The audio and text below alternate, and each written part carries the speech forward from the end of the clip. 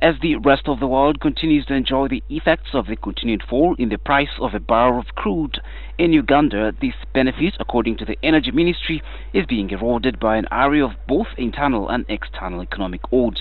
The crude prices that you see falling in Europe, in Middle East, in producing countries, takes time for that crude that is priced at that foreign price to reach Uganda.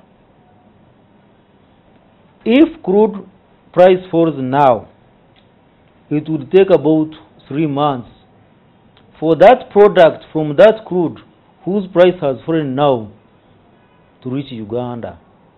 So this is why we cannot get instantaneous fall of farm prices on the side of falling crude prices in the world market. And actually, the prices for petroleum products have fallen down according to how the crude prices have fallen down. The ministry adds that the weaker shilling is part of the problem. Because of the increased exchange rate of the dollar, these prices have remained where they have been.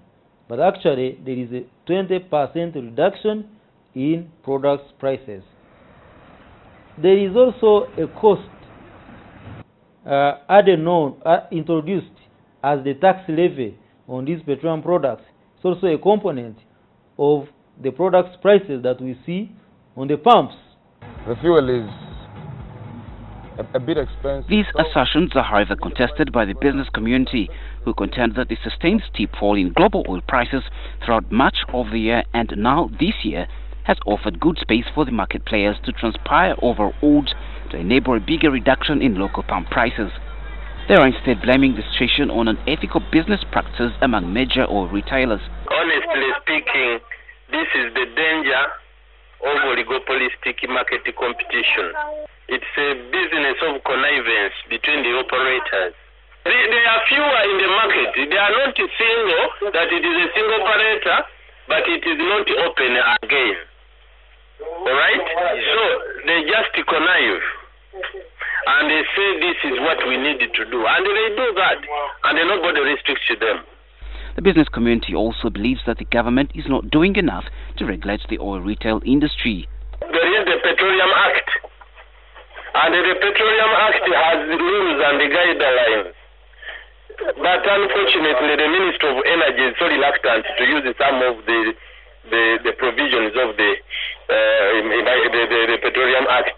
If it had been employed, there are some ways they would intervene by restricting some of the atrocities committed on the consuming public.